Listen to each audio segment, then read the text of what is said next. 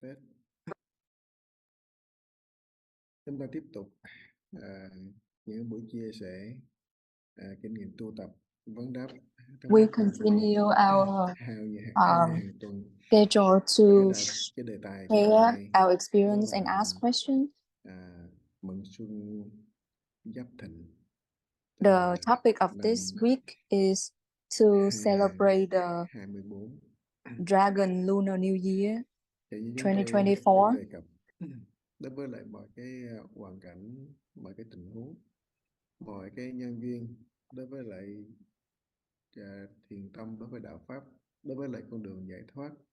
We mentioned that cũng thường in facing all of the conditions ví dụ trên cái on our path to liberation, our patriarch give us a lot of examples on our practice. Không làm cái gì được.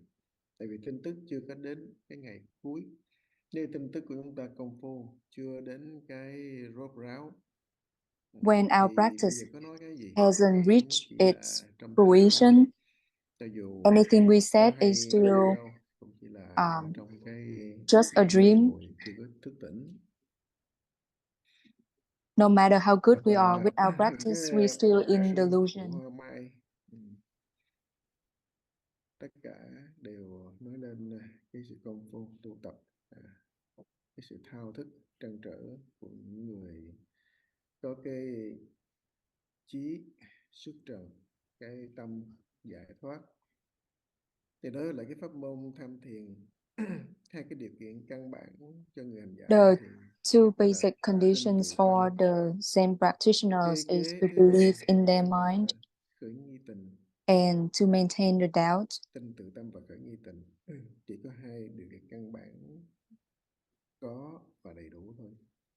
Mà do vì chúng we only need those two conditions. Với cái niềm tin tự tâm vẫn chưa có cái công phu đúng nghĩa với cái khởi nghi tình, là đề thoại đầu khởi nghi tình. Chúng ta vẫn hiểu lầm mà vẫn right now we still don't have enough belief in our mind, and we still have a lot of misunderstanding. That's why we still experience sufferings and still going through birth and death. When we talk about belief in our mind, no one can be confident to say that we have complete belief in our mind. Làm sao là phải thấu được cái ý của Phật, cái ý của Tổ. We need to be clear about our Buddha and Patriarch's true meaning and believe in non-duality. Cái chỗ tạm nói là nắm bắt cái niềm tin tự tâm, chứ không phải có cái năng tin, cái sở tin. Đó là tính tâm bất nhị tính tâm. Nó phải trên cái lý suông. Our mind is non-dualistic. Cái tin chân thật. We cannot just blindly talk about a theory, but we need to truly believe. Đề thoại đầu phải nghi tình. Giống Ngài Hư Vân có nói tham thoại đầu tức là phản văn tự tâm. Like Master Hư Vân said, tức là nhập lưu, không phải là xuất lưu. Practice Zen meditation is to look within, not to look outward. Tối ngày chỉ nghe và đọc, đi nghe giảng dạy và đọc. Nhưng mà but if we only study and just listen to the words,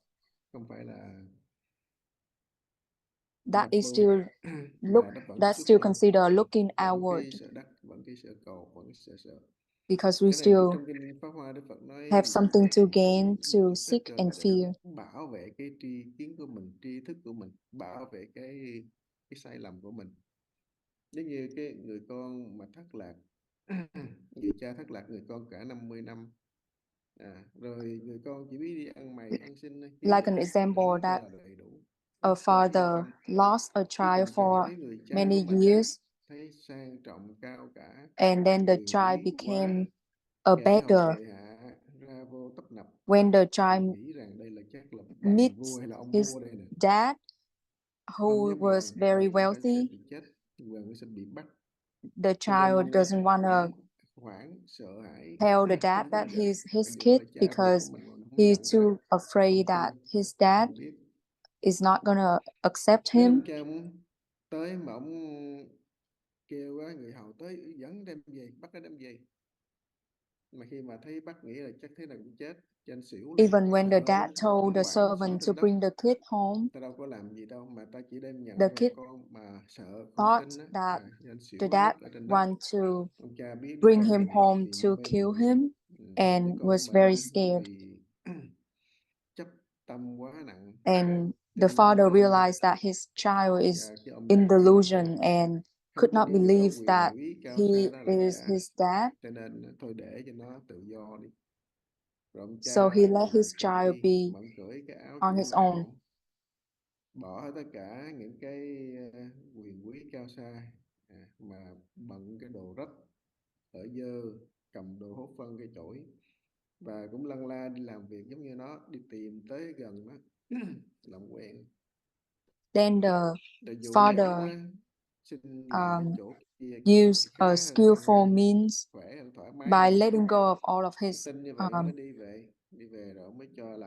his belongings and try to become like his child, so he can get close to the child.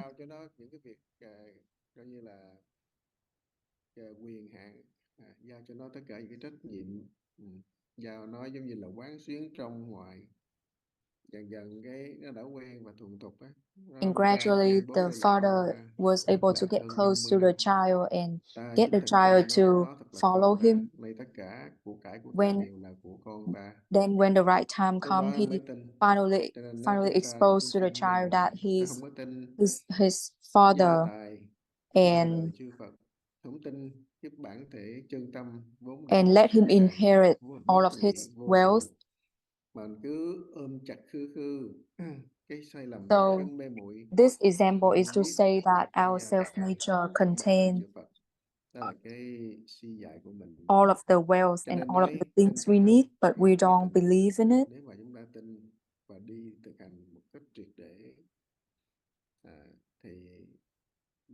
If we completely believe in our mind and drastically practice, then we will reach liberation. Phải đi cho nó đúng cái tâm chỉ, tin cho đúng với lại cái tâm Phật, tâm tổ. Thì bây giờ vì là có những cái we need to believe in the right mind, the mind of the Buddha and the Patriarch. Anyone have any question, please raise your question. Thank you. Namo Sakyamuni Buddha.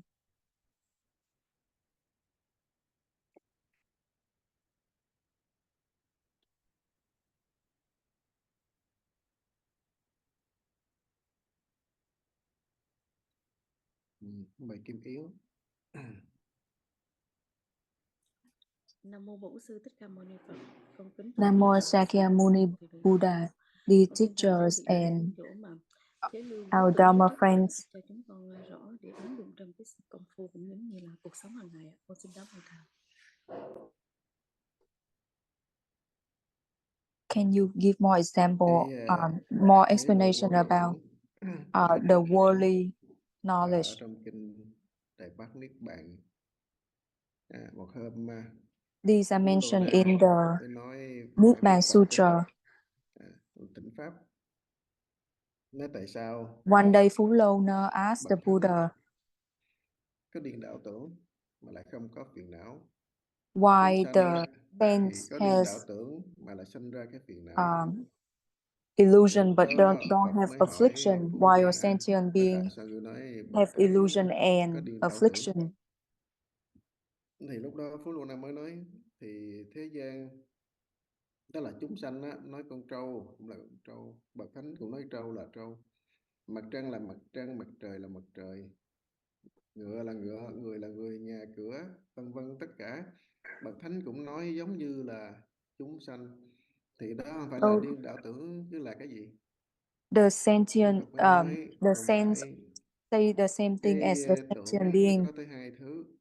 Is it that they Hai also thứ. have Một là illusion thế lưu like bố the tưởng. sentient being? And the Buddha said Hai there's two là different trước tưởng. Bậc conception, thánh á, chỉ có the thế lưu worldly bố tưởng knowledge nhưng mà không có and trước tưởng. Trước and đây là chấp trước đó. and the Thì self-attachment cái thế lưu bố tưởng ở nơi chúng sanh á, concept. cũng nương nơi thế lưu bố tưởng mà lại sanh ra cái trước tưởng mới biến thành So điên đảo the tưởng. saints has the Bậc thánh worldly chỉ có thế lưu knowledge, bố but tưởng. they don't Thế have là thế gian, self-attachment, lưu là lưu, while the bố là sentient phổ being biến. has worldly Thế knowledge gian nó là and phổ biến. Thế gian nói con also the trâu. self-attachment. Bậc thánh cũng nói nó That là is con the trâu, chứ difference. không lẽ bậc thánh nói nó là con bò, hay nó là con ngựa hay con chó được không? Cũng phải nói là con trâu. So Thế when gian talking mặt about trời the là world mặt trời, around mặt us, trăng là mặt trăng. Bậc thánh the cũng nói mặt saints trời là mặt trời, mặt refer trăng là mặt trăng, mà to không có cái everything tâm chấp around us thật in the ở trong same đó, way nghĩa là không as có cái trước tưởng trong the đó. sentient beings, but Còn they chúng don't sanh á, get thì nơi cái thế attached lưu vô tưởng sanh to ra trước tưởng, the do things cái surround them, trước tưởng này while mới the thành điên đảo sentient tưởng. being, Mà điên đảo tưởng có attached phiền to não, the things nó có khổ around đau, them, and that's nó có why bệnh, sai lầm, normal people có has kiến bệnh affliction, và có cái sai lầm. while Còn bậc the thánh á, saints không có don't have trước affliction. tưởng, không có điên đảo tưởng, không có phiền não khổ đau, thì không có kiến bệnh, không có sai lầm. Bậc thánh rõ ràng. The Thì cái thế lưu vô the tưởng với cái trước saints tưởng, are clear tổ about sư cũng nói. the things around Nếu them. That's như why, trong pháp Bảo Đàn kinh Mật Lục Tổ nói just like thường in the chứng chưa platform căn diệt, sutra, the tuy bất sixth khởi patriarch dùng said, tưởng, phân biệt nhất thiết pháp, bất khởi phân biệt tưởng. Đối với lại bậc thánh á, thì ứng dụng các căn phân biệt ở trên to the saints, they use all of their sự phân biệt, senses. nhưng mà không có khởi cái dùng tưởng, They khởi are cái phân able biệt to tưởng. Đó discriminate, là bậc thánh, bậc giác ngộ. differentiate the things Đối với around chúng them, sanh thì but they cứ don't get đụng attached. á, căn nào cũng khởi cái dùng tưởng, đụng cái phân While biệt cũng khởi cái while phân the biệt tưởng, sentient beings, cho nên có cái điên đảo tưởng. Điên đảo tưởng based sinh on ra all of phiền não, the sinh ra khổ đau. discrimination, they Thì chúng ta cũng vậy, create self-attachment là and chúng they sanh, have cho nên affliction. luôn bị kẹt ở chấp thật We are trong normal tất and cả sentient hai beings, and thế that's lưu why vô tưởng của we mình. get stuck in Nên our chư self-attachment. tổ hay nói là ứng dụng hàng ngày mà chẳng tự biết. Tự tánh của chúng ta luôn So luôn the xài nó, patriarch said luôn luôn ứng dụng. Không có một giác we nào use không our dùng được, không self-nature có every dùng. day, but we are not Mà aware of do it. cái chấp trước của chúng ta, do It's cái vô minh của chúng ta, because of cho our nên chúng ta self-attachment and không có ignorance biết cái dùng that của nó, we mà chỉ biết trên cái vô minh, we trên cái cannot ngã chấp see của mình, chấp thật, the đưa ra cái tri the kiến sai lầm. how useful our self-nature can Đó be. là chúng sanh. Bây giờ chúng ta tham thiền á, tham thiền đó là mục đích chấm dứt cái sai lầm, So chấm dứt cái our trước tưởng, purpose of chấm dứt cái phân biệt doing tưởng, Zen meditation is to chấm end dứt our chấm dứt phân biệt tưởng, giống như là chấm dứt wrong cái views, ngã chấp, chấm dứt cái vô minh vậy. our self-attachment and ignorance. Tự mình hạn chế, tự mình sinh ra cái mê lầm, tự mình đưa ra cái We sự mê limit tối, ourselves cho nên and đó we là do tự tâm mình. Mà we Đức Phật nói tâm create tự we tâm, we use buộc tự tâm, our chẳng phải dualistic cảnh buộc, chẳng view. phải duyên buộc, chẳng phải ai buộc, chính mình tự buộc. We Chính mình trap tự buộc hay chính mình tự ourselves tháo, chứ in không có ai tháo cho mình được. no one else Giống như là ai ăn um thì mới no, ai no one tu else thì do mới it chứng, to chẳng có ai tu giúp cho ai, do chẳng có anything ai to us. ăn It's giùm cho we ai. who Phật cũng ăn giùm cho mình được, Phật cũng he chẳng có put tu giùm cho mình được. it's us who put ourselves Mà in cứ đi those cầu duyên, circumstances. xin So phái khấn no cho one ai, else can help đó us là get mê tín out Phật, of our chứ không phải là tin Phật. Nên Đức issues. Phật kêu Only trừ we ta can mà get phỉ out of it ta, ourselves. phỉ bán ta, thì đó là phỉ bán Phật. Thì cái sự tu tập mình phải tin như vậy, nó cũng là một phần của cái bên tự tâm đó, chứ không khéo mình mê tín, thành đó là So to sai lầm. believe in Tâm tự ourselves tâm. is Rồi to ví dụ believe như sự in công our phu mind để chấm dứt cái dùng tưởng, cái and phân to biệt tưởng, use our practice to end our chấm wrong dứt cái trước views tưởng, and tức là discrimination cái and our self-attachment. vô minh. Tất cả cái dùng tưởng, phân biệt tưởng hay trước tưởng đó đều là trên cái năng sở cả, all of those conceptions are based on subject and object. We go straight to the root of ignorance and self-attachment, and to break through the subject and sub-object so we can return to our self-nature. Không có sở nắm, quét đi cái sở đó, không có nắm được cái sở, không trụ trên cái năng. Đó là phá năng phá sở. Không phải phá năng phá sở thì không có cái gì, không còn cái gì. Như Tổ đưa ra cái tay cầm cây như ý. Cái So to not abide to the subject and object, sở đó. it doesn't mean that we don't have anything. Tay tự chấp nó có cái năng lấy, năng nắm đó. Đó là cái ta của cái tay đó. Thì chính cái tay tự làm nắm tay, tại vì chấp trên đó tay thì tự làm nắm tay. Tự làm nắm tay cũng mất đi cái dụng của cánh tay. Nên không có sở nắm, không có cái năng nắm, không phải là không có tay. Cái tay nó vẫn an nhiên tự tại. Mà chúng ta thì cứ nghĩ so to not have anything to abide to, it doesn't mean that we don't have anything. Nó sai lầm. It just means that we don't get attached to those things. Do tự tại hoạt bát vạn năng. Thì cái tay là cái hình tướng. Just like when we don't abide to our hand, it doesn't mean that we don't have the hand. We still have the hand that could do anything it want to do, but we just don't abide to it. Nó vọng còn xa hơn cái tịch.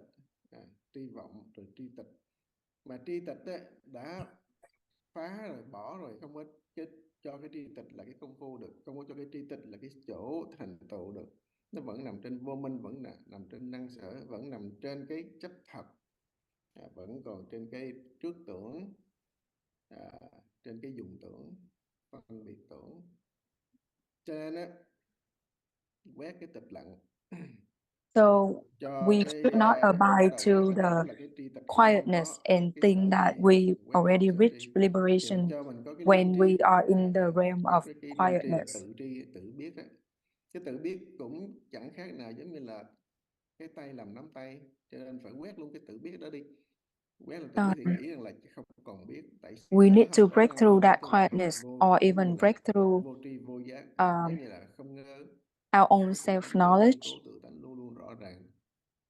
Không phải không có năng, không có sở là không có cái gì, hay là có cái gì. Nó không nằm trong có và không. Nó không còn nằm trong tương đối, không còn nằm trong sai biệt. So there's no object or subject. It doesn't mean that we still fall into the four statements. Thì cái công phu của chúng ta, it just means that we are not at the non-dualistic circumstances and be able to reach our self-nature. So maintaining the doubt here is to suddenly initiate the right doubt. It doesn't mean that we abide to or we grasp the doubt. Nó tạo bởi cái ý thức phân biệt tạo ra. Đó là cái chấp trước, đó là cái trước tưởng, đó là cái si mê, không phải là cái nghi. Cho nên cái nghi mình phải tham học cho rõ để mình tin cho nó đúng. So we have to study well about the doubt. So we understand the theory clearly and we can apply into our practice. Thì nó không còn vướng mắc, không còn vướng bận. Một cái gì mới là công phu, nó mới đi xuyên suốt.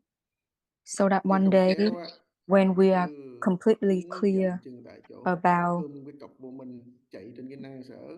the principles, then we can practice it the right way. Bao giờ phá được cái năng sở cả. Giống như ôm cái vô minh mà muốn đi phá cái vô minh không bao giờ chấm dứt. So we should not abide to the ignorance, because once we abide to it, we probably cannot end the ignorance. Thì đó là cái sai lầm. Chỉ có cái công phu đúng với cái chánh pháp là đi trở về tự tâm. Only the right practice to return to the self-nature, meaning to turn inward and not looking outward, and not follow our desires. Nên cái nghĩa trước tưởng thế lô bố tưởng đó là như vậy. Nên mình đã sống trong cái điên đảo tưởng, mình là không biết, mình tưởng đó là mình sắp hết điên đảo tưởng, sắp phá được So điên đảo tưởng. Thực sự sometimes điên we're đảo still tưởng dày living thêm thêm, in our chồng chất lên own thêm, khó illusion, phá thêm. but we think that we already Nên like hành giả chúng ta phải thận break trọng. through it. So we need to be very careful. Để nói vậy nghe hiểu không? Do you understand my explanation? Dạ hiểu ạ, con xin cảm ơn thầy. I understand. Thank you so much.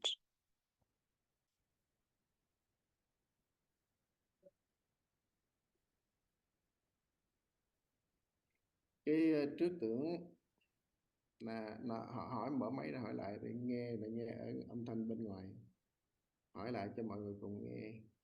Or can you ask the question about the self-attachment again so people can listen to it again?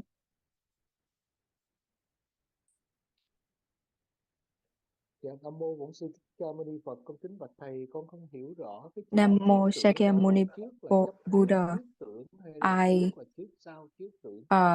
That Dạ, con cảm ơn thầy. the concept you just talked about, is it does it mean self-attachment, Chứ không phải or is it like đó là chấp the trước. before and Cái tiếng after? Hán nói gọn á, trước tưởng. This Do cái concept trước here tưởng mới is thành self-attachment. điên đạo tưởng, mới có phiền não. Because of self-attachment, we have affliction and illusion. Hoặc lậu á, hoặc lậu cũng là cái sự chấp thật, cái sai lầm. Nếu như là trong kinh Đức Phật nói A La Hán phá Like được in the cái sutras, the kiến hoặc Buddha tư said, hoặc. A-la-hán Thì hoặc đó was cũng là able to break through the chấp trước á, self-attachment. có chữ trước á, cũng là trước tưởng, cũng là hoặc lậu. Those are just Cho nên different names of cái self-attachment. chứng quả tứ quả A La Hán á, cái cắt đứt So được cái đoạn, dứt được cái to reach phân the đoạn sanh tử, tức là chấm dứt sanh tử ở arhat nơi thân, state mà vẫn còn cái sanh tử ở nơi tâm, tức là còn is cái to kiến dịch sanh tử.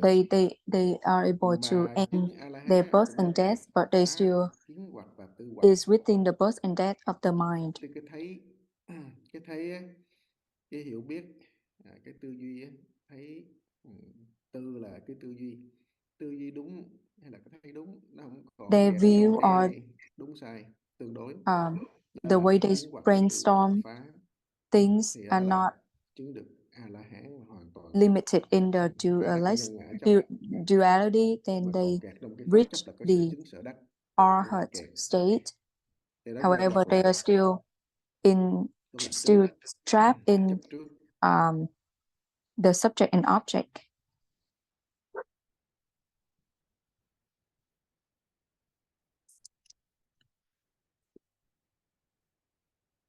Dạ, thầy có thể giải thích thêm một phần. Hồi nãy thầy nói lạ quá, con nghĩ con Yeah. nghe không Could you hiểu, cũng explain nghĩ chắc nhiều again? người cũng không hiểu nữa. Thầy có thể giải thích chậm lại rõ hơn là in a con được không? slower way, Con cảm ơn thầy. Nam mô Bổn sư Thích what Ca you Mâu just Ni Phật. said, because it was too fast for me to follow Cái before. nói về cái trước tưởng á, So when we talk about the self-attachment thì or do the có trước tưởng mới illusion, thành điên đạo tưởng. Trên cái thế lưu bố của, self-attachment tức là leads to illusion. thế gian lưu bố, à, lưu hành phổ biến, thế gian lưu hành phổ biến cái The worldly trên common hoặc là knowledge. tùy theo quốc gia, tùy theo cái ngôn ngữ á, vẫn nói cái tính chất của nó để chuyển cái nghĩa của nó đó. Thì bậc thánh cũng phải nói lên cái tính chất đó, trên cái thế lực vô tưởng đó. Cái tưởng đây á, nó do có cái mê mới nói cái phần của giác. Thực ra nếu mà không có mê thì cái chỗ giác cũng mới thành lập á. Thầy nói vậy đó. Because we have Thì illusion, là that's để why phân biệt we cái talk thấy about á, enlightenment. cái dụng của bậc thánh và cái mê của chúng sanh. This is Trên to cái dụng differentiate between là mê của chúng sanh. the enlightenment nói of the trên saints cái thế and lực vô the tưởng illusion of the sentient nổi lên beings. thêm cái niệm trước tưởng là chấp thật á, chấp thật trên tất cả mọi cái vấn đề. So Và trong duy thức học cũng nói á, cái thức thứ bảy when là thức we chấp ngã.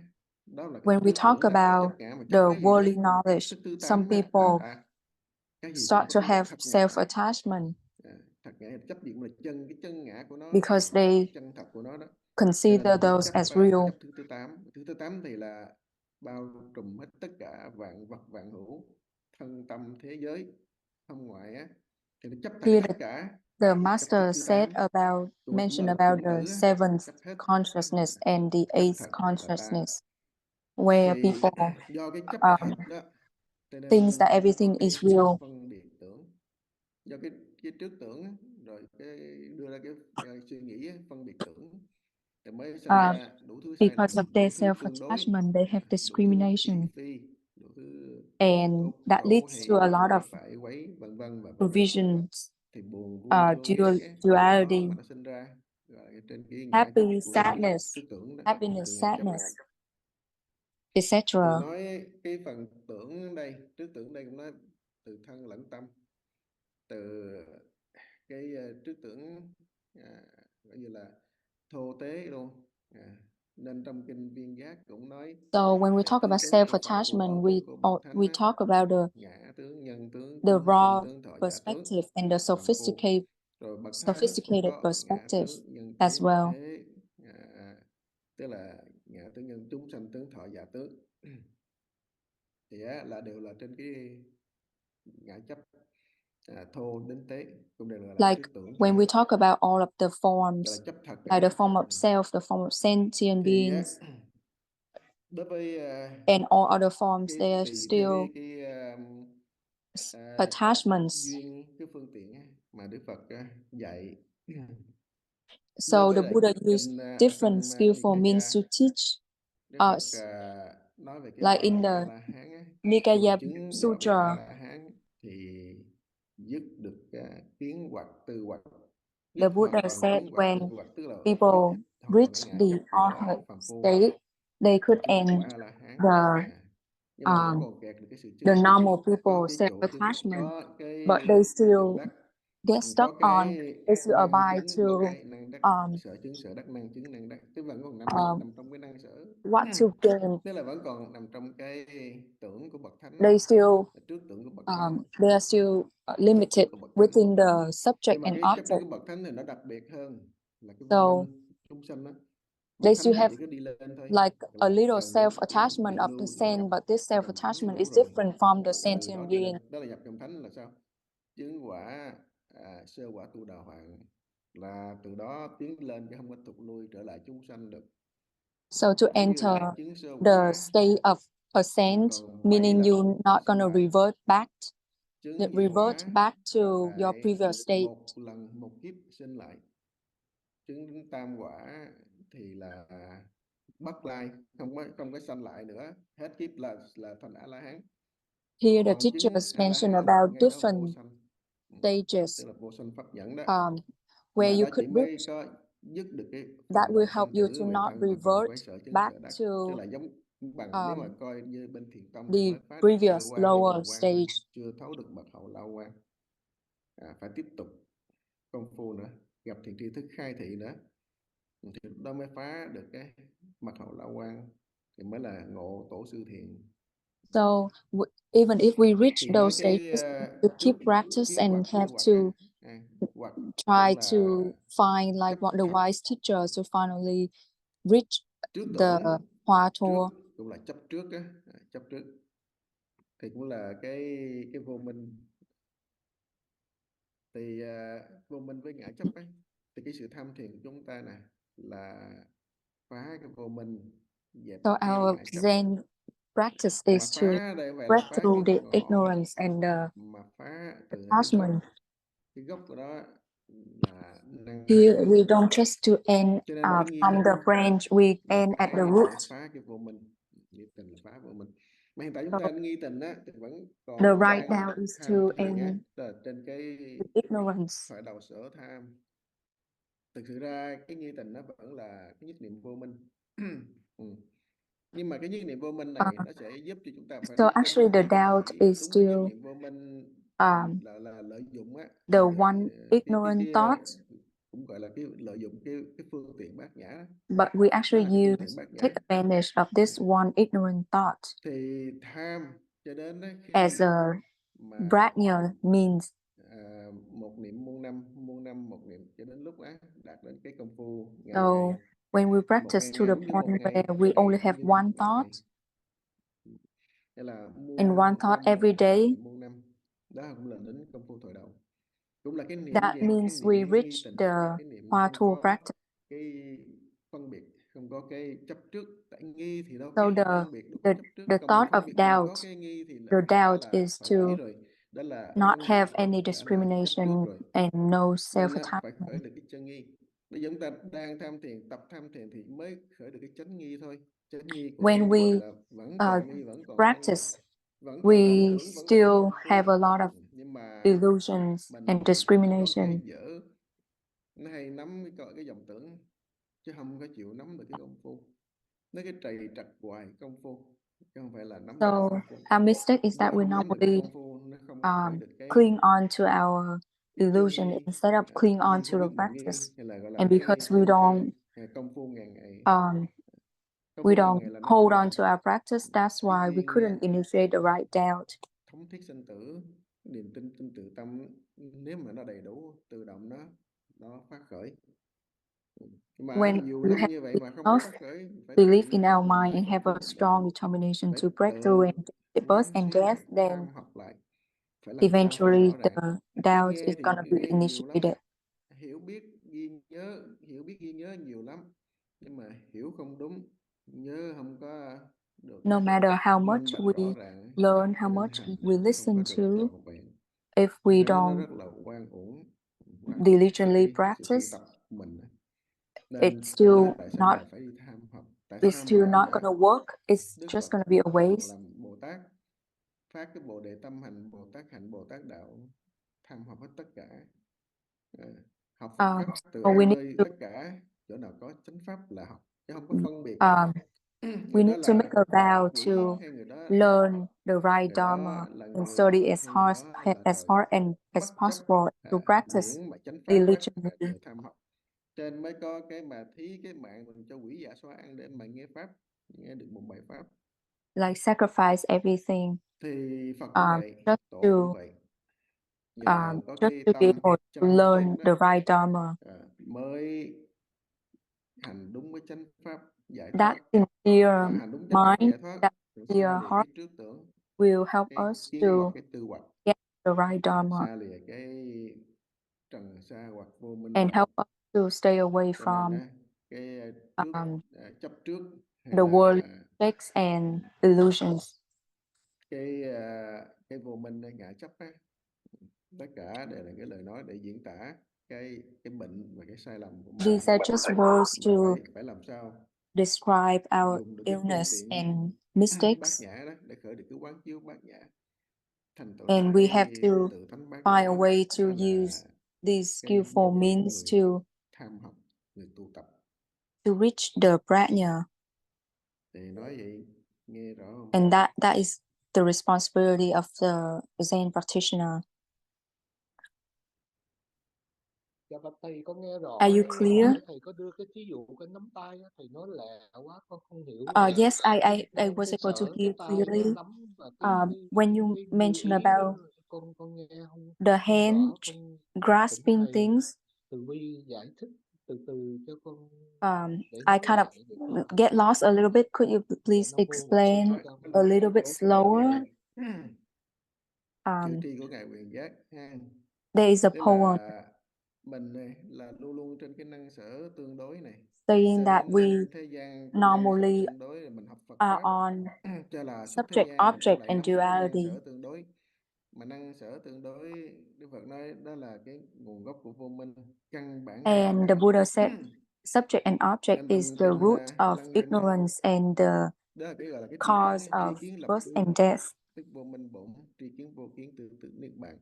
Tại vì kiến lập cái tri The kiến, cho Lăng Nghiêm nên kiến lập cái tri Sutra kiến của said, sư thiền cũng là tri kiến, cho đến kiến lập cái tri kiến nghi when we thiền cũng là tri kiến. establish Nó không có tri kiến gì cả. Đúng là cái tham thiền pháp không when có we tri kiến gì cả, establish like chỉ là sự thực hành công phu a đơn conscious giản on và top of là the dễ dàng, conscious, không it's a có gì là mistake. phức tạp khó hiểu cả. Mà cái tánh chúng sanh này tánh It's phức tạp, like thích the rườm Dharma, rà. the right Dharma is Cho very nên simple. It's not không tin complicated, but cái chân thật, tin cái normal tương đối, people normally nên prefer cái bệnh like đó là cái complicated bệnh của things. chúng sanh, bệnh của cái tri thức á, hiểu biết của mình đó. Because they cling on to Thì cái tri like thức worldly hiểu knowledge biết and gốc they của cling nó on to là năng their sở phân biệt. Cái their bài kệ của conscious. ngài Quyền Giác Đại sư á, nó bài kệ 4 bài kệ chữ tri á, mượn cái tay để The diễn poem tả of cái the master Huyền Giác dụng của tự said tánh, cái biết của tự tánh, cái dụng cái tay, cái dụng của tự tánh. he was using the Hiện tại hand to chúng talk ta about đang the kẹt ở applicability trên of the cái second năng sở. nature. Right now we are Cho nên nó đánh mất cái dụng. in subject and object. Giống như là cái bài kệ đầu tiên á, đó là nhược dĩ tri tri tịch, thử phi vô duyên tri, như thủ chấp như ý, phi vô như ý thủ. Tức là nói nếu mà lấy cái The poem means tay để if we lấy use cái the hand, tri để tri cái tịch lặng á. sorry, if we use the tức là cái tịch lặng á, our tri tịch conscious. lặng đó là cái sở tri, là cái sở biết của cái biết. Mình cho cái tánh cho là mình biết, mà mình biết về cái chỗ đó là chỗ quán chiếu của mình á, là cái năng sở. Giáo lý mình học cũng là trên cái năng sở đó. Thì cũng giống như là tay cầm cây như ý, giống như cái tay cầm cây như ý. Cây như ý là cái cây cắm anh tóc của người nữ đó. Thì như tay cầm cây như ý á, nó đã chấp trên cây như ý, đã trụ trên cây như ý, đã kẹt ở trên cái cây như ý. Cái tay với cây như ý nó dính với nhau rồi, gọi là tay cầm cây như ý. Nó không phải là cái tay không có cầm cây như ý. Tay không cầm cây như ý thì nó mới hoạt bát vạn năng, nó mới làm được đủ thứ chuyện á, muốn làm gì làm. So the poem here is using like an illustration saying that if the hand of the woman is hold on to their hair clip, then the hand is not free anymore to hold anything else. And they cannot use the hand for anything else because basically the hand gets stuck onto the hair clip. Just like if we use our knowledge or if we think that we know things,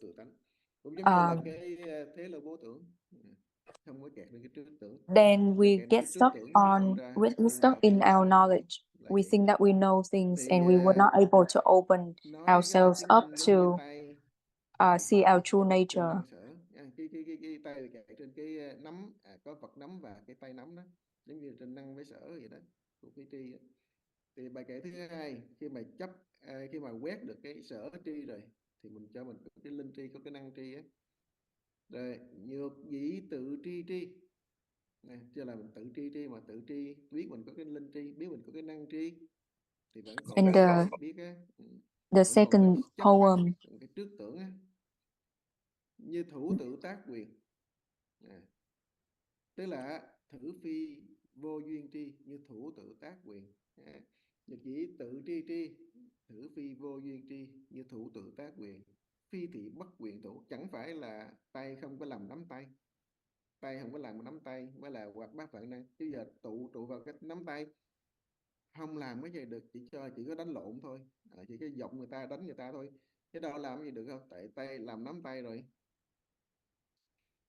So the second poem means that when we hold our hand as a fist, then our hand is not free to hold anything else. Không có năng sở là không có tri, giống như là không phải là vô duyên tri, không có cái vô duyên tri. Thực sự ra cái tri của tự tánh luôn luôn rõ ràng. Bài kệ thứ ba, thủ bất chấp như ý, diệt bất tự tác quyền, phi thị bất quyền thủ. Tay không là cầm cây như ý, tay không làm nắm tay, không phải là không có tay.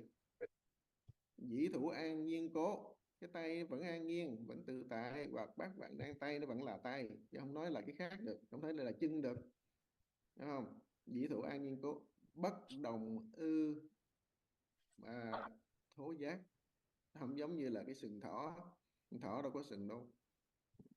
Rồi cái bài kệ, tức là cái bài kệ nói về cái tay đó, diễn tả cái tay là cái dụ á, để cho cái tri á.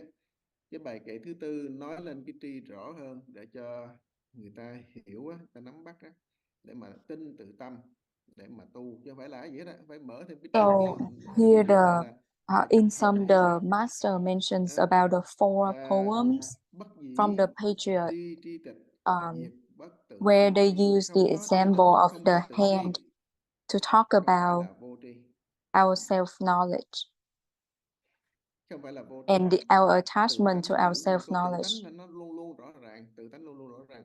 Sống cũng vậy mà chết cũng vậy, lúc nào tự tánh nó cũng hiển bại hiện hết á. Từ nhỏ đến lớn, giống như hiện tại chúng ta, Our tóc chúng ta self-nature is always cứ ra there, từng sát na.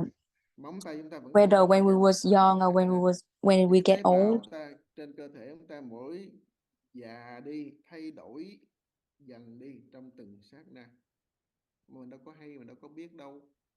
Mình thấy 2 tuần lễ mình mới cạo tóc, cắt tóc một lần, thấy 2 tuần mình mới cắt móng tay một lần, đó là 2 tuần nó ra dài ra, phải không? Đâu phải, nó ra từng sát na mà mình không tự biết nữa, mình còn không biết nữa. Trên thân của mình đó, cái của mình đó, cái bệnh mình nó đến mình cũng không hay, sanh tử trên mình cũng không biết nữa, cái lớn lao còn không biết nữa, lúc nào sanh lúc tử không biết nữa. Thì hỏi biết cái gì, mà toàn là biết những cái trước chấp trước không à, những cái mình cho là thôi hả. Trên cái đó là cái bệnh của mình, cái sai lầm của mình, nó luôn ứng dụng, mà nó ứng dụng trên mọi lúc mọi nơi, trên tất cả duyên cảnh, nhưng mà mình không có nhận ra. So our Ứng dụng self-nature is chẳng tự always biết, there, and không có dùng là không biết được. it's just that Cái biết we của mình mà trên don't thân mình always, cũng không biết, we cannot always, we don't always realize nhưng it. mà nó cứ trước tưởng, nó cứ cho là biết, cho là đúng, cho là hay, cho là phải, tự tạo ra cái cho là, tự tạo ra cái chấp trước, tự tạo ra cái sai lầm, mà nó từ vô thức And cho tới giờ, nó quen um, thuộc và nó thuần thục cho tới giờ. we keep Cho nên thinking that we knows không everything, được, quét đi quét không nổi, tại vì and we thông tin cơ couldn't, sở and tương that's đối why we trong mình couldn't không let bằng hết. go. Đó, nói cái bài kệ chữ tri đó, 4 bài kệ chữ tri đó, tổ nói cũng là để muốn chứng minh cho rõ cái tâm, để tin cái bản So thân. these 4 poems Tin that the cái tự tánh của patriarch chúng ta. mentioned Mà tin, is just to tin encourage dịch us cho đúng, to tin đây believe để in our khởi mind cái công phu để mà lìa cái vô minh, cái ngã chấp của and mình, focus on our để được practice phá cái bệnh của mình á. to stay Thì danh hiệu away của nó là from phương tiện, tất our cả danh từ đều là cái phương tiện, self-attachments. đó là chấm dứt cái bệnh đó. Thì bệnh nó cũng là cái phương tiện. All of these words are just skillful Trong kinh means Lăng Nghiêm to ví end dụ như vậy our đó, own, nam to là end our bắt illness. đầu ôm đầu đi tìm đầu, tìm một hồi á, thì nói tôi có đầu tôi tìm lại được đầu rồi, cái đầu có bị ai lấy đâu, có mất đâu mà nói là tìm được. Còn trong kinh Viên Giác thì nói tự do cái thân mình xoay xoay xong nó cảm giác sai lầm, thấy nhà cửa thế giới đất đai nó quay cuồng, giống người say rượu á, người say rượu xỉn lên chóng mặt á, thấy say rồi làm cho mình té. Thực ra bản thân mình uống rượu say, bản thân mình quay cho nên chóng mặt rồi nó say, tự mình làm té mình chứ cái nào mà So here the mới quay làm mình té. teachers mentioned about the two Nhưng mà example khi mentioned in mình two thấy thế giới different quay tới rồi sutras. á, mình tự Basically, mình nói nhà cửa ngưng quay, thế giới ngưng quay, we mà nó có quay bao giờ mà nói nó ngưng quay. Cái sanh tử của chúng ta cũng vậy, cái sanh tử của chúng ta là do cái chấp trước, do cái nhận lầm, basically our phân biệt self-attachment create our mà thấy wrong nó sanh views tử, and our từ đó illusions nó of the sanh things tử. around us. Mà khi mà giác ngộ thấy không, chấm dứt được sanh tử, nó sanh tử có bao giờ quay đâu, có đâu mà nói nó And hết, get us stuck in có quay birth đâu mà and nói death. nó chấm But dứt. once we Cho nên trong bát get nhã không có gì enlightened, thường hay then không, we will be able vốn to chẳng có see vô through, minh, chẳng có hết vô minh, chẳng see có già through like birth and chết, death, già chết, vô and see minh, through the vô emptiness vô of minh tận, vô lão everything tự around diệt, us. vô lão tự tận, vô khổ tập diệt đạo, vô trí diệt And ngã. we will be able to Không realize học that there hoài is no mỗi birth, ngày, no death, nhưng mình không no hiểu Phật nói gì. ignorance, no ending ignorance. Tại mình không có tin, không tin bát nhã, không thấu không hội được bát nhã, cho nên không hành được cái bát nhã, là vậy. Because we don't believe Tất in cả the đó prajna đều là nói lên and cái we are chỗ not clear on the chỗ prajna, that's tin why từ we tâm cannot và cái công truly phu để chúng use ta the phát prajna. hiện được, hay là trở về bắt lại được cái bản la diện mục, trở về từ tâm mình, hay là bắt lại bản la diện mục của mình. Đó là nói về cái công phu.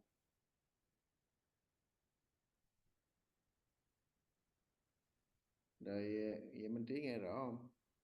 Dạ, con hiểu nhưng mà con Are you còn clear, câu Minh hỏi con Trí? rất là Yes. hỏi ông thầy, nếu mà có thì con ngưng I lại. understand. I have another question. If no one else Không asked, có wanna thì con ask the hỏi tiếp. question.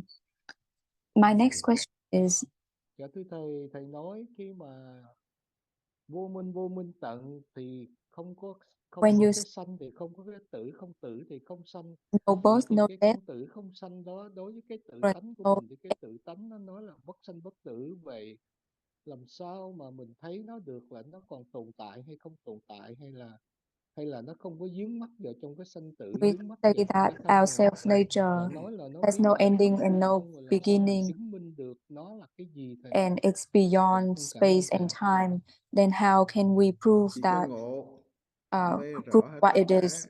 còn không Only có when we ngộ á get không enlightened, thể then nào we biết được will hết. be Tức clear on là everything. phải But if we are not enlightened, gắn con then mắt vô á, um, khỏi có phải giải thích nhiều như we mặt can trời. we won't be able to see Cái mặt anything. trời với lại người mù, Đức Phật cũng ví dụ đó, hay là Đức Phật cũng ví dụ con cá với con rùa. Con cá nó ở trong biển Like nó the Buddha không gives không the bao giờ example nó thấy of được the cây cối, fish and chỉ the thấy được turtle. núi, cây cối, The đồng fish ruộng. is always in the Giống như ocean. là It never cái sees the bãi nhưng mà bãi mountains, cỏ xanh mượt the là field, thẳng tắp á, the tới mức grass field. tận chân trời á, rồi nó thấy, nó đứng núi nó nhìn nó thấy đẹp á. But Nó kể cho con the cá nó trụ Đại La. tortoise lives on the Tại mountain con cá đâu and bao giờ is lên trên bờ đâu mà able nó to thấy được see cảnh đó. all of those Ra Đức Phật nói về làm sao để con scenes. cá nó thấy được cái cảnh mà con rùa nó kể á. So the fish said the tortoise Không thể lied. kể nói mà nó tin nổi hết, nó biết được hết.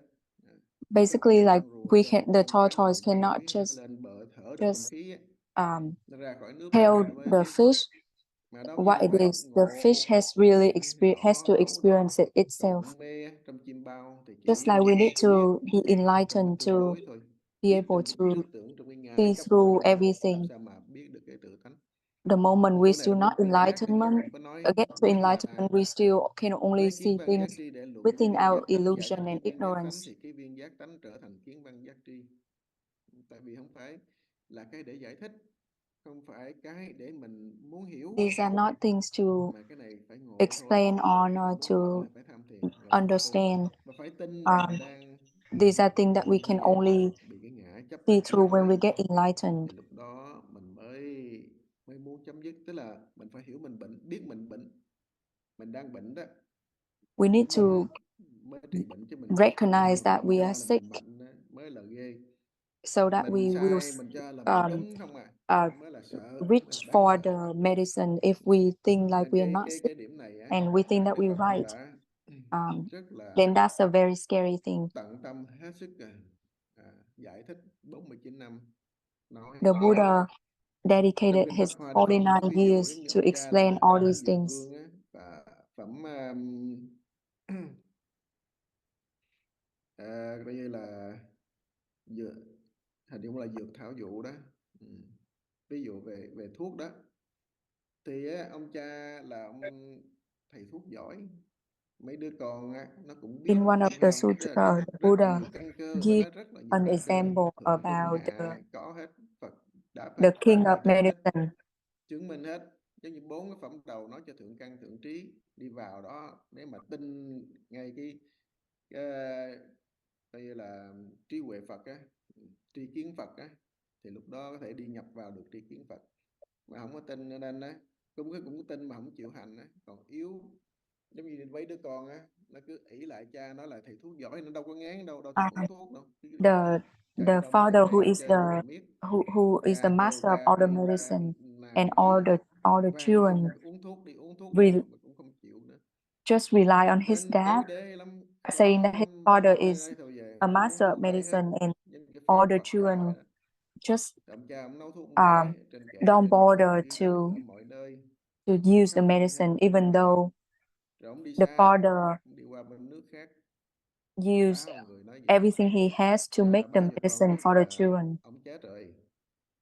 Khi mà lúc đó nghe nói chết á, mới khủng hoảng, mới sợ hãi, mới lấy And thuốc one uống day lý do là the bắt đầu father uống. just decided to go Rồi lúc away đó nói về ông thầy thuốc, ông and, cha đó, ông you có nói know, like đâu. send the news to the kids that he already passed away. Theo như là cái trung hạ căn And nhân when the cái kids vậy hear cũng có hơi those láo things, vậy then thôi, the cái câu kids chuyện vậy là get freaked out and start to chân take thật the á. medicine.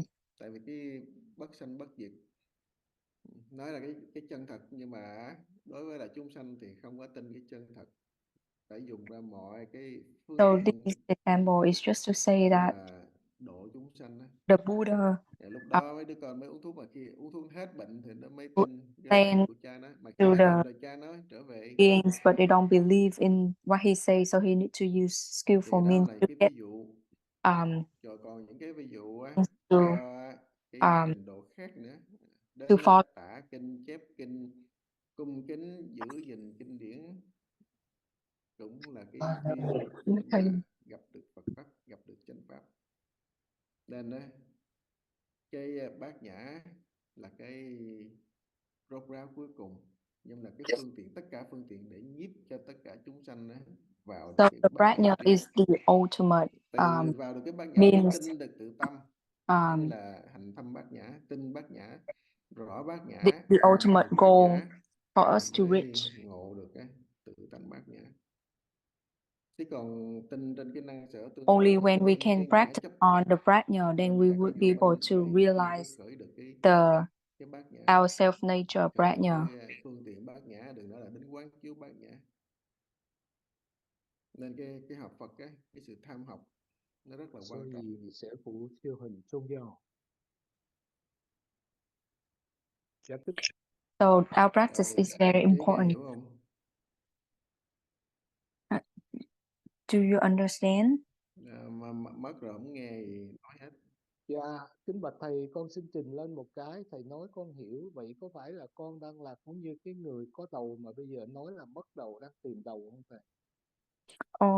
So when I understand what you're saying, does it mean like I'm the one who feel Bây like giờ vẫn bệnh I của lost con my tim mà. head and now I Bây was giờ able to cần nhất find là it cái công again? phu thực hành. What we need the most right Cái now is thực hành to đề thoại practice. đầu khởi nghi tịnh. Đó là cái căn bản của sự Just thực hành. focus on our practice. Ask the question Và and cho dù maintain mình doubt. hành sai cũng đề thoại đầu khởi nghi tịnh. Rồi sau này Even có if tham we học hành đúng cũng đề thoại đầu khởi nghi tịnh. Lúc mà mê practice the thiệt wrong là mê way, cũng là thoại đầu just nghi keep tịnh. Cho đến asking cuối the question cùng sát na and ngộ the cũng doubt. thoại đầu nghi tịnh. Không có khác. Or even when we Cũng là cái practice pháp the cũng right vậy á. way, still Nhưng mà cái ask pháp lúc question đầu and hành maintain nó the khác, doubt. lúc sau hành nó khác. Nó khác cái gì? Nó khác là còn chấp tâm hay là chấm It's dứt the same cái dharma, vô minh but chấp tâm. it's a little bit different between when Còn we nếu mà start không có practicing, khéo á, get hành familiar with sai, the hành practicing. sai, The chưa difference chấp is giống như là ôm cái before cọc vô we minh still á. have a lot of Giống như là self-attachment. Later on, cái thuyền á, our cái self-attachment cột becomes không less. tháo cái dây ra, mà cố chèo trên nước, thấy nước nó chạy ào ào ào mà thuyền đứng chỗ.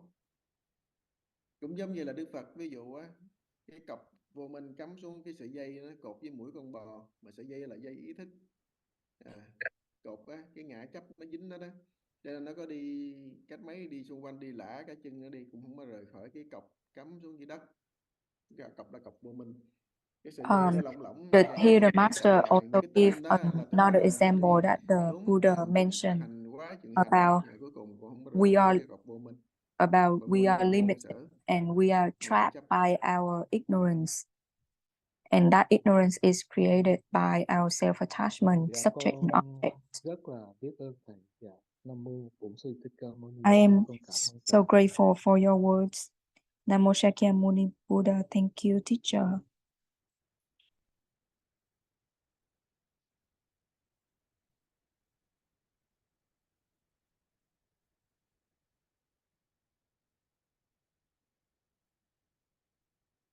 Người còn vị nào có thắc mắc gì nữa? Còn Anyone else have any cứ question? We still have 5 cái minutes. sự tham học là mình đúng lại cái y theo chánh pháp á. Thực sự ra chánh pháp khi mà người ta nói ra, trước khi The right trên Dharma. cái con giả can nói ra, nhưng mà cái pháp mà trong cái kinh vị tầng hữu thuyết nhân duyên á, một cái con giả can á là con chó rừng. Chó rừng á, mà chó rừng ở đây nó là nó hay, con sư tử nó hôi á, nó thúi nó, mà sư tử không thèm ăn nó nữa, không bắt ra nữa, thành ra nó cứ đi ăn cái thịt dư, và mình nó là cứ bị hôi thối lở lét ra, mà nó là cái thân giả can. Thì kinh vị tầng hữu thức nhân duyên là con giả can này nó lại biết thuyết pháp, nó sống á, nó sợ làm ô nhiễm cái môi trường, làm ảnh hưởng đến cái giếng nước sạch của con người hay là của chúng sanh đó, tất cả ta có thể tới ta dùng á, những con người mà trời cũng có thể nữa, tại nó đang đi lang thang, nó đi tìm chỗ để nó chết, rồi vô tình đi vấp sẽ lọt xuống giếng, cái giếng khô, tại giếng đó nó sẽ có nước, nó sẽ lấy nước tại cái mùa hạn hán, nên nó là té xuống đó, nó trời cái giếng của người ta giếng sạch, giếng người ta sao có nước là ta đến đây ta uống, mà mình lại cái thân mình thôi thối bệnh hoạn mà té xuống đây chết. Đây nói cái nghiệp mình sao nó nặng, nó đã nặng rồi bây giờ nó còn làm thêm nghiệp nữa, càng Here dơ the càng xấu nữa. master mentioned about an example in one Thì of lúc the đó sutras ở trên trời á, chư thiên đi about ngang qua mới nghe nó có cái con gì mà cái lời than nó não nề, mà đó là chân thật đó, chứ không phải là đưa ra cái basically gì cái about bệnh a mà sentient being who cho nên feel like là cái they sự chân have thật, cái tâm mình á, có low khả năng rất là capacity hối lỗi á. and don't want to affect the Thì các vị people chư thiên mới around them. gần lại và tới đó coi, thì thấy con chó rừng nó And té xuống cái here giếng khô, that nó sentient hói being nói, is thì a nó tại dog sao có cái who tâm như vậy, tại sao feel cái sự like suy nghĩ itself như vậy, is so bắt đầu stinky nó and he nói doesn't want to cái pháp bother the chánh pháp people của Phật around them.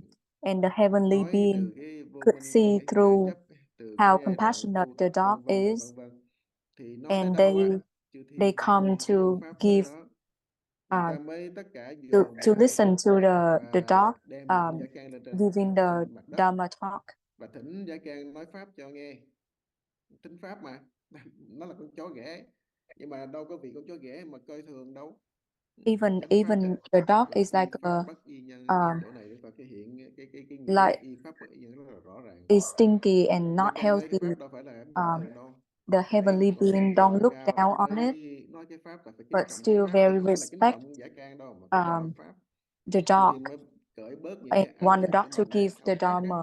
tại It's vì not cởi that cái they áo đó mà mỗi người lấy khăn lấy áo not xếp only lại do chất they đống để xin giả respect the can dog, ngồi but trên they đó và also thuyết pháp. respect the Dharma.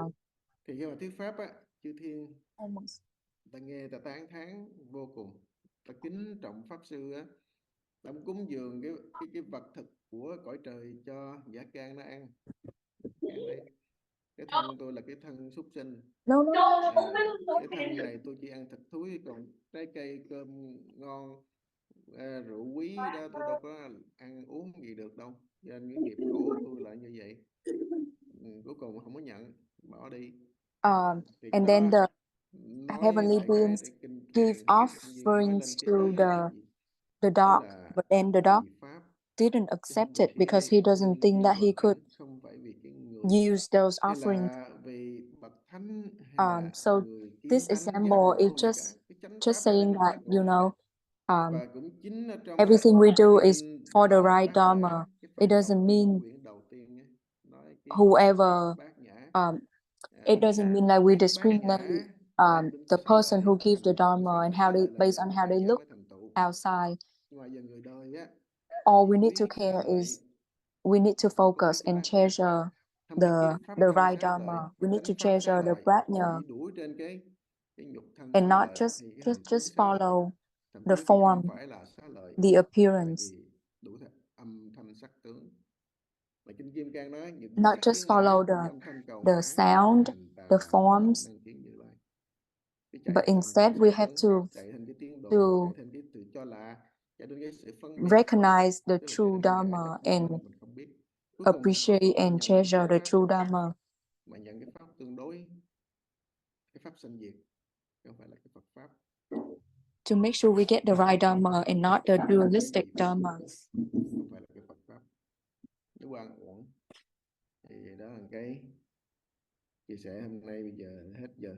Kính chào hết quý thầy, quý sư cô, quý bạn đạo khác. It's time to go now. Thank you everyone. Namo Shakyamuni Buddha.